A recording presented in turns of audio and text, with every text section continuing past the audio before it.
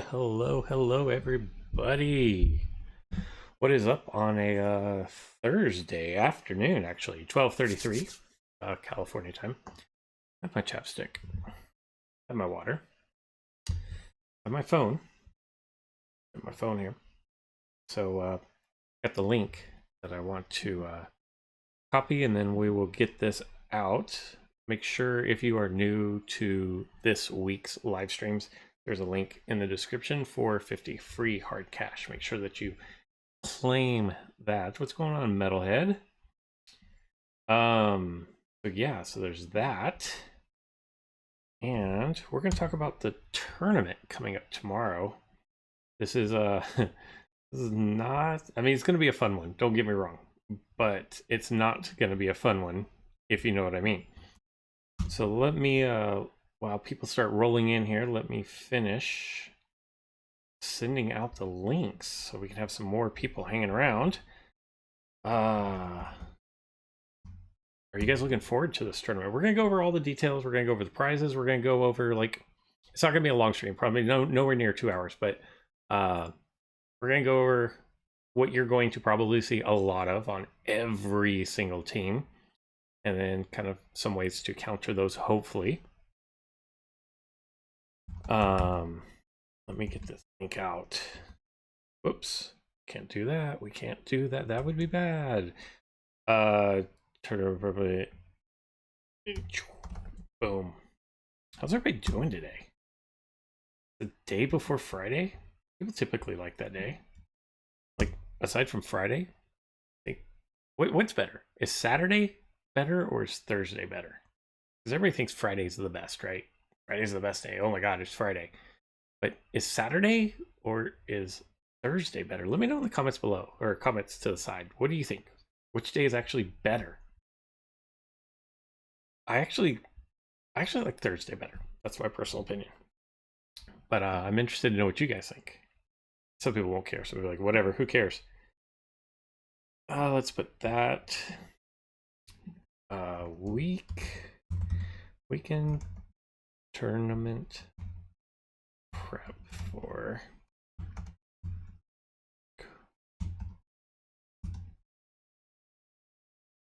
live watch. Join. We'll do join. How about that? Boom. I think we're good. I think we're good all over there. We're gonna just kind of start off here, and welcome. Let's see, we have Super Gator, Erickson.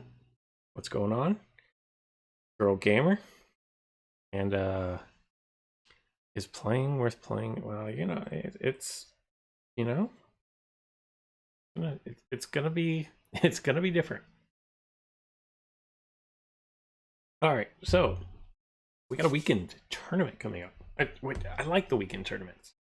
I think you know, I've said in several videos this week so far, I've said how I wish there were different leagues that you could be part of, because there's just so many dinos that really, like, less than 1% of people use. And that's sad, because there are, what, almost 200 figures in this game now. I think there's like 8. No, there's probably 12 that people use consistently. I do want to give you guys a heads up. The gardeners are going to be coming at some point. It's 12:37 now. I don't know when they show up. They're gonna just show up at some point during the day on Thursday, and when they do, there's not much I can do to prevent the sound. And then there are people coming over to see Andrea, and they might ring the doorbell. When they do, you remember yesterday when the dog was barking? Well, the dog is going to bark when the doorbell rings. There's nothing I can do about it until I turn this place into a studio. That's what I got to work with. So oh, see, look, Metalhead is thinking, what's going on, Pierre? How are you?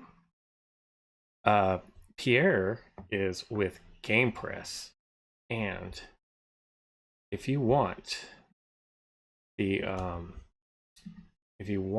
link, and do Pierre solid here. If you want the link, Game Press did an article on tournament prep.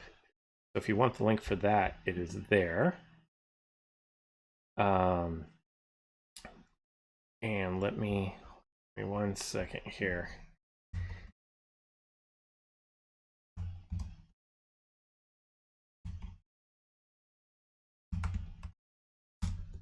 So go make sure you show Game Press some love. What's going on, Golden Cobra? Sherry, Jason, hello. No Escape. See, Metalhead thinks No Escape is going to be predominant. Maybe some arena battles, but this is mostly we're going to talk about the tournament coming up. Depending on how we're feeling time-wise, we might throw in a couple battles. I'll give you guys a little sneak peek here. I'm down in Avery, but that is because look at the team that I'm rocking here. It is a troll team of the utmost. And I'm going back to the Raptor meta we talked about in yesterday's video, or maybe the day before, where you do damage and then swap out. Only my swap outs come with damage or a stun or a damage reduction. And I've actually been able to sustain the library. I'm in a little bit of a losing streak right now. When I start coming across like Ardentis Maxima and then just some of the things that people run, they have like Endo super high level Endo Gen 2. Some of those give me a lot of problems, but for the most part I've been able to actually sustain the library, which is pretty interesting. But it's a fun team to play with. Basil, thank you. 50 hard cash.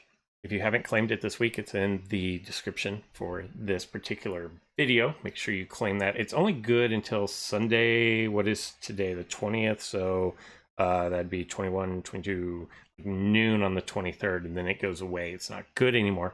But I do have more links for next month already in my inbox. So that's going to be 200 more hard cash that I'm going to give out over the course of March. So make sure you stay tuned for that.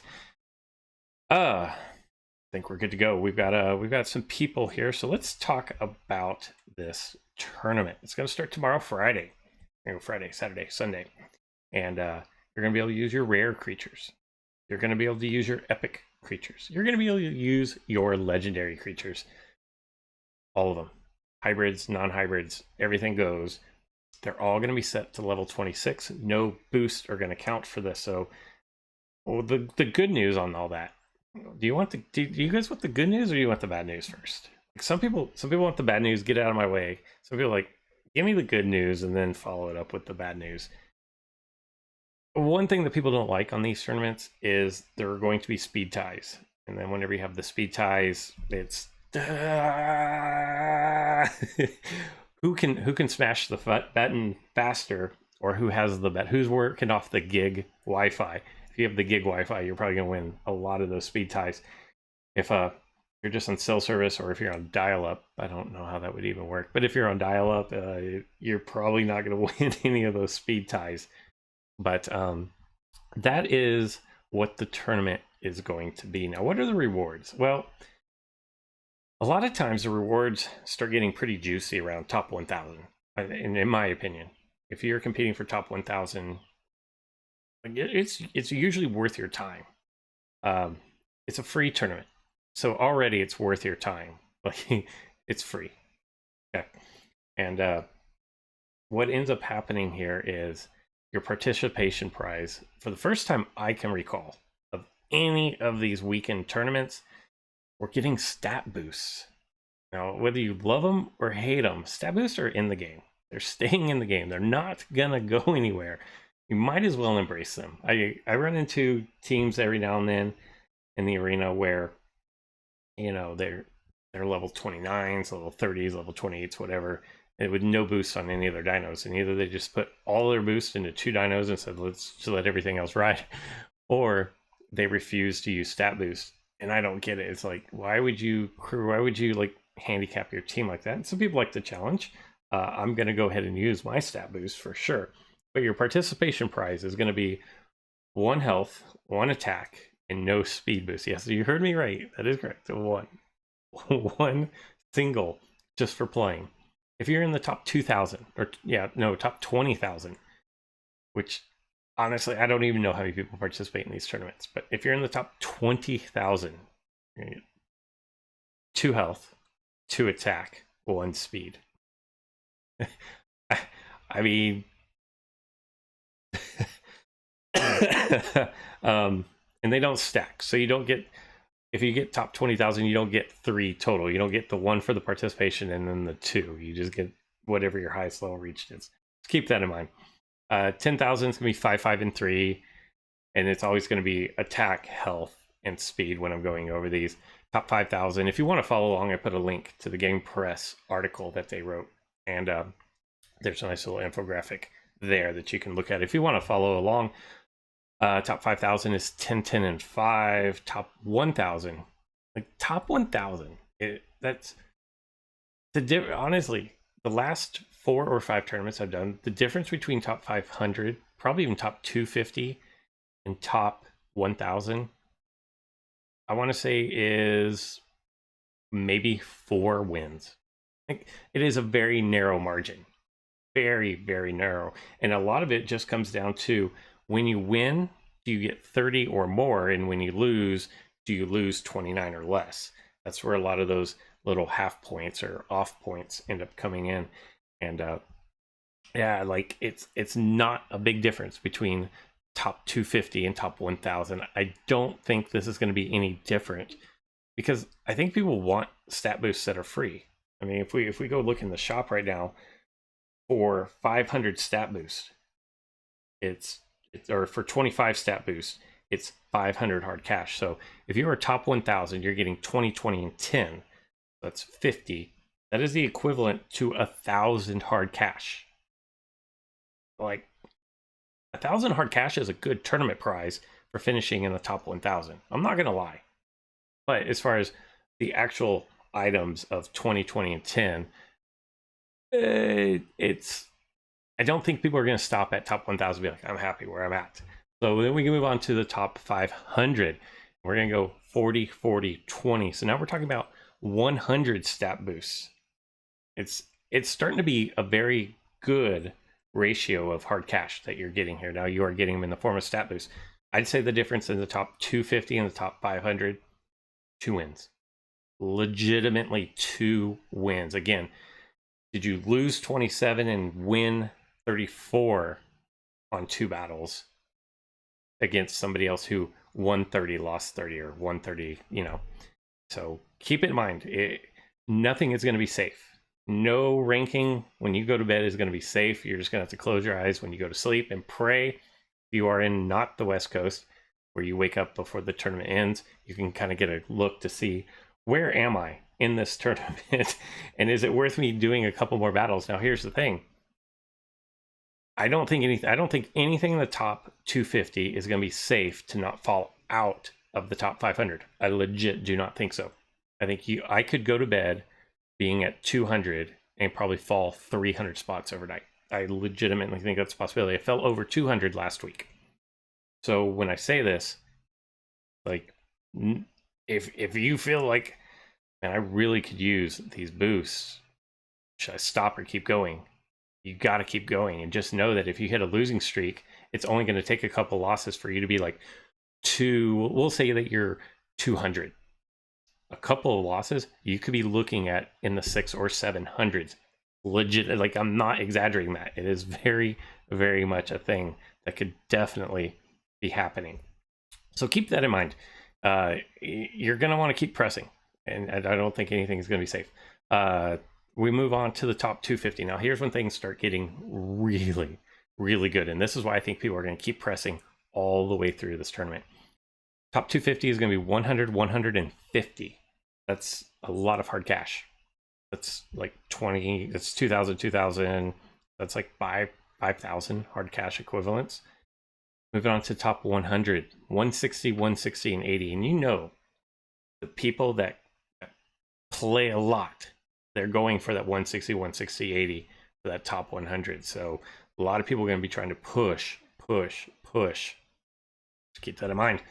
Top 50, 200, 200, 100. Top 10, this is a pipe dream for me, but some of you that follow me, some of you guys are going to be competing for this top 50, top 10. But look how great this is. Top 10, top 50, we did 2, 2, and 1. Top 10, 240, 240, and 120. Top 5, 280, 280, and 140. Third place, 320, 320, 160. Second place, 360, 360, 180. And then for first place, 400, 400, and 200. I think Game Press said that was like 20,000 hard cash was the equivalence for first place. That is arguably, like off the top of my head, I want to say that is the biggest hard cash prize that they've had. 20,000. So keep that in mind. There's going to be a lot of people pushing. A lot of people are going to be pushing for those boosts because the equivalent for hard cash is so high. And Delta, I kind of agree with you here. So all along, my strategy for these is like be +7 each day. So day 1 +7, which is ballpark 210 points. And then by the end of day 2, ideally I'd like to be around 420. And then, you know, it never happens, but then 630 by the end of the tournament. 630 would put me really high up. That never happens. Competition starts getting really, really stiff at around 410 or so. But I think Delta has a point here. Like, push as hard as you can on day 1 and then kind of adjust as necessary over the rest of the week. Instead of trying to do it incrementally and being +7, you try to beat up on as many people while everybody's kind of crammed together and get your points early. I think is kind of the way to go. All right, well, let's talk about this. So what are we looking at as far as dinos that we can expect to see in this tournament? And I will say that if you're looking at my screen here, the Udasino actually is not number 8, but I don't have the number 8 unlocked yet. It is the Sungia, the Sungaya. So we will get into that. So since I don't have that unlocked, I had to just kind of fill the spot there with Udasino, which is the 9th best according to the simulations. So we're going to kind of go through and break all of these down. You're going to see Telemoth. This is Pumbaa. Pumbaa, if you're familiar with Walt Disney, The Lion King. Pumbaa is an absolute terror, and it's going to cause nightmares in this tournament. You're going to see it. You're going to see a lot of them. And I want to know how to defeat this, how to counter this thing. Well, this thing counters almost everything meta for this tournament. Like almost everything. One exception to this is going to be the number 2 best dino in this tournament, and that's Indo Gen 2. And we will get into Indo Gen 2 here in just a second. Indo Gen 2 has a roughly 97-98% win head-to-head. Now, let me do a little disclaimer here. When I talk about these win percentages, these are head-to-head. So that is if you lead with Moth and the opponent leads with Indo Gen 2 and you both play ideal movesets. So whatever that looks like, and I don't have like the mind map broken down. If you have Moth and your opponent has Indo Gen 2 and you play everything perfectly with Moth, you're going to lose like 98% of the time. So that's what I mean when I'm throwing out these percentages. That's perfect plays and starting the match mono-y-mono. This isn't going to count where, you know, if Indo has just knocked out an opponent and already has a little bit less health and then you bring something else in. That's not what we're talking about here. We're not talking about swapping in. And because of this, like mono-y-mono, things like Dracoceratops, which doesn't really do well mono-y-mono, but does really well at what it does for swapping in and dropping damage, those numbers aren't going to be accurately reflected. One additional caveat to all this is impact and run or swap and run or rampage and run, any kind of a swap out move. The stats are going to be a little bit skewed, and in the simulator it actually says a higher, it'll say basically, and where it's going to come into play, and I'll just tell you, is with foe. Foe, when we get into it, swaps out almost every battle. So it's going to be the instant and then the swap out, if that's how the mind map plays out. So keep that in mind when I talk about these, what counters it and what doesn't, is if you have foe, the ideal plays are to use it and get out for something else to come in. And you're going to want to build a team You know, you might just take these 8 right here. But you're going to want to build a team that has a little bit of everything, because you're going to want some bulk, you're going to want some speed, maybe some swap in damage, your armor piercing, things like that. So, Telemoth, Indo Gen 2, like 98% success rate against this. That's going to be your good counter. Foe is actually a 100%. But when I say that, that just means that Moth never actually kills Foe. And I think Foe actually knocks us out 100% of the time without running. So I think if you play it properly, you can knock this out 100% of the time. And then you have Indom, which is going to win only 55% of the time. So it's going to be a coin flip. So keep that in mind as well. Yeah, I got you, Pierre. Look at that. Look at that. Pierre and I, we're on the same wavelength. Pierre is a West Texas. He lives out in West Texas, and I was born in West Texas, so we're same wavelength here. Yes, fantasy. I don't know a lot of these dinos as well. Like Moth, I don't know what the it's called a mind map. I don't know what the ideal movesets are. But moving on, we have Indoraptor Gen 2, which I'm sure you are all very familiar with. Indo Gen 2 might even be more difficult than Moth in Telemoth to counter, and it's because you only have 2 options, and one of them, like your best option, isn't great against a lot of other things. So I don't know if it's worth running. But if you're coming up against an Indo Gen 2, or if you want to prepare, if you want to be the anti-meta for Indo Gen 2, Ardontosaurus 98% of the time is going to be successful. Here's another one that I went back and looked, because after last time I was like, well, wait, Game Press didn't talk about this, but I have a feeling that there's one that isn't being listed here, and that is Titanoboa. Titanoboa is going to win 80% of the time, and it's because Boa is going to take the speed lead and then drop the rampage. So keep that in mind. If you're struggling with Indoraptors, you might want to put Ardontosaurus or Titanoboa on your team. Remember, they're all going to be level 26, so you don't have to worry about mine is only level 12 or level 15. You don't have to worry about any of that. Moving on, you're probably going to see quite a few Yoshis. Yoshi actually has a pretty decent list of dinos that counter it.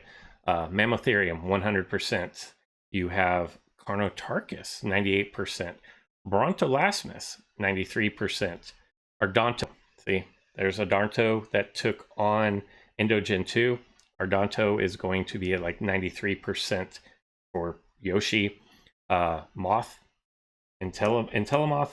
I always call it Moth, but Telemoth, what we're going to go with. Telemoth is going to be like a 68%, and then Stegodius at 53%. Just kind of want to give you a little variety there. If you are afraid that you're going to see a lot of Indo Gen 2, you're going to see a lot of Indo Gen 2s. But if you think you're also going to see a lot of Yoshis, then it might be worth running Ardonto just for those two, because it has such a high counter rate, 98% and 93%. You could decide, you know what, that makes it worthwhile to run this on my team. If we move on, we have Mammoths Areum. Mammoths Areum, the Smilo, the legendary Smilo, is going to be a 100%. 100% to counter this, which is crazy to me. You have Moth, 100% to counter. So if you come in and you're like, oh, they have a woolly mammoth hybrid, so I'm going to use the other woolly mammoth hybrid. Don't. That's not going to work out well for you. So keep that in mind.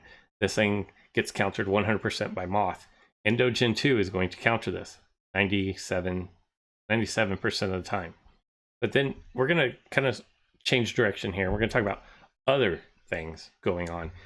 Gorgo. If you were in my live stream yesterday, or maybe it was even the day before, there was one that was super high powered, and I said, when this thing gets moving, it's really hard to stop. Same situation. According to the play out, Gorgo, 87% success against Mammoths Areum. So that might be something to keep in mind. Eudocino is going to be a 62% success rate over Mammoths Areum. And then kind of an odd one here that caught me by surprise is Diloranosaurus is 75% success on countering Mammoths Areum. So get out a pen, get out a piece of paper, rewatch this if you have to, jot down some notes and kind of start formulating your team. But if you don't have some of these other things like Moth or Mammoths Areum unlocked, you probably have Diloranosaurus unlocked. You probably have Eutycino unlocked or Gorgo. Gorgo would actually be a really nice epic counter right there at 87%. Moving on to Carnotarchus. Carnotarchus, just in general, generally speaking here, is an exceptionally good figure. Unless you're talking about tyrants. If you're looking at the Game Press tier list and you're looking at the tyrants, Carnotarchus is like trash against all those. But it is amazing against everything else. I think if you put all the dinos, and in fact, I have the sim numbers here. If you put, where are they? I put all the difference, where is it? Carnotarchus. It wins at a 79% clip over everything. So if you have all the dinos that are in the game, it beats 79% of them head to head. That's an amazing win percentage. Unfortunately, the ones that it doesn't beat are all the tyrants, which is why you don't see a lot of them. But at the same time, what ends up happening is that means it's going to be really good in this particular tournament. And I've lost my note there. So if you're looking for some counters to this, Triostronics 100%. Postmetrodon if you're looking for an epic. If you aren't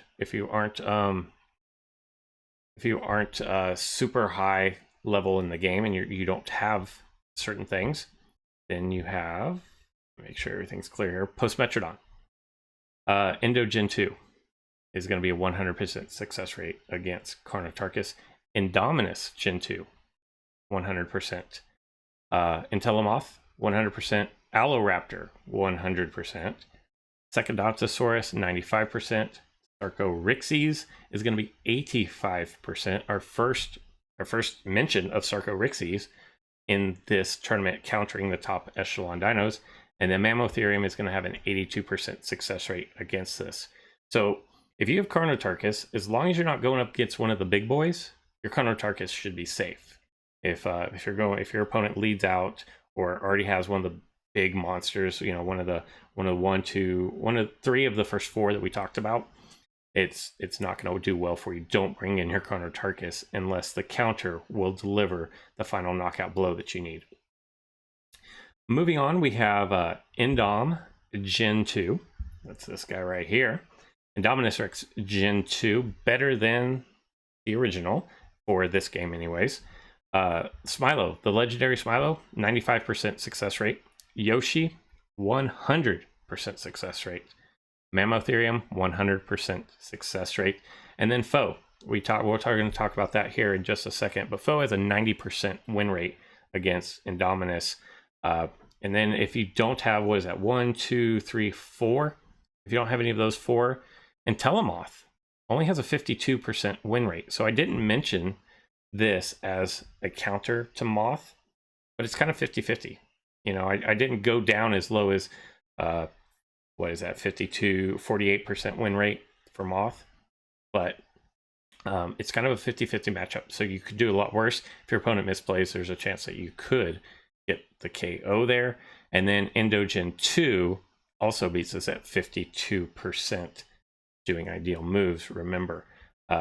So this could be worth running just because it does really well against the top 2, especially if one of them is already injured and then you bring this one in. I feel like, without having done out the mind maps or anything, I feel like if you brought this into a weakened Moth or Endo Gen 2, that you'd be okay. If we move on, we have Ferus. I can say this when I'm not on camera, trying to think. Oasaura. So we're going to go with Oasaura. Like I said before, this one has one real counter. And what ends up happening in the simulation is the battle ends up with foe running. So keep that in mind. But the Sangaya is the only at 97% counter this one. So you're going to see a lot of Orosoras in this tournament. I don't have the Dasangaya, so I'm not going to be able to run it.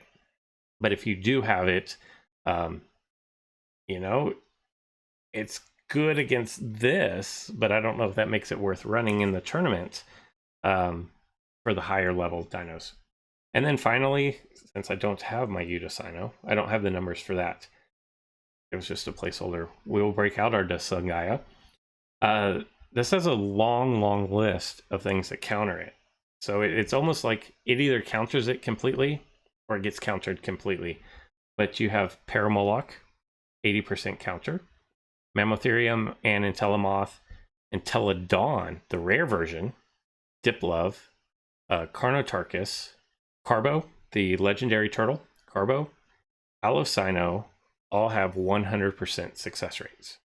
Mammoths Areum, Entelodon, the rare version, Diplove, Carnotarchus, Carbo, the legendary turtle, and Alocino, 100% success rate against this dinosaur. You have Puratoris at 95% success against it. Monostego, the first time I've mentioned that one, is a 90% success rate. Megalogaia, the super deer, the super reindeer, Super Rudolph, 87%. Tragodistus, 87%. Udasino at 85%. Endogen 2, 85%. And then Sarcorhexes at 80%. Now, you'll notice there were no mentions of, well, there was one mention of Monostego doing well, but I think Monostego is nice in this tournament because of the swap in damage. Swap in, dig, it's going to clear you out and let you get out of there. You can do additional attacks. I got to get some water here.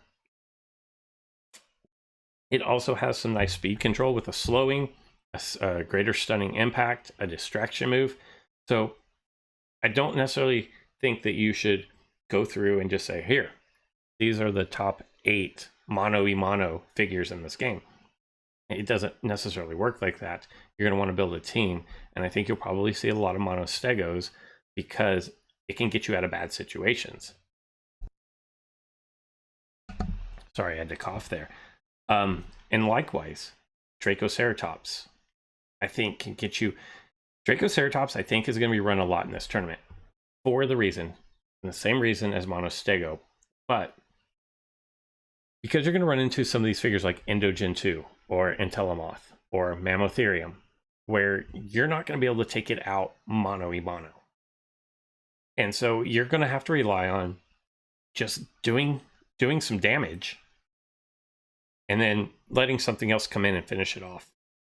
To me, it would probably, just thinking ahead, it would probably be worth it for me to sacrifice something like Monostego or Dracoceratops or any of the other swap-ins. You have Irritator Gen 2, you have Draco Rex, the original Draco Rex Gen 2. All of those that swap in and do some damage, I think they're going to be valuable because there are so many of these that are hard to counter. If you have a foe that is doing instant rampage, and run on you and just whittling you down, you're going to need some way to take them out without trying to front up against them one-on-one. Think of it in sports terms. If there's a wide receiver that your team the wide receiver is better than your corner, you have to double team them. Think of it in the same way as this. So if Entelomoth is better than any one dinosaur that you can put out there, and it's going to be hard to one-on-one counter it, you're going to want to try to double team it. And I think that's where these swap-in damages are going to come in really handy. You could see something like a Sarcorhexes be extremely useful because when it swaps in, your opponent can't get out. So if you're running into, it's called protecting. You'll hear that a lot. People say, oh, they were protecting their best figure, which I don't know why that would be a bad thing. That's kind of smart if your best figure is, oh, look at that. We're wrapping this up anyways. But if your best figure is coming in, knocking things out, oh, he's really close. coming in, knocking things out, and you can't beat them, it's best for them to protect that. And I think these swap-in figures are going to be your saving grace on that. And because of that, I don't think you're going to see any teams that are just straight top 8s. So keep all of that in mind. This is very, very loud with the lawnmower. So I'm going to wrap up this live stream. Thank you for stopping by. Make sure you rewatch this and take some notes if you missed anything. There's also a link for the Game Press article if you're more of a visual person and you want to look at that. And make sure you battle test some of these things against your alliance. Thank you guys for stopping by today. It's a quick one. We will be doing live streams tomorrow of the tournament. That's all I've got for now. It's loud. Bye.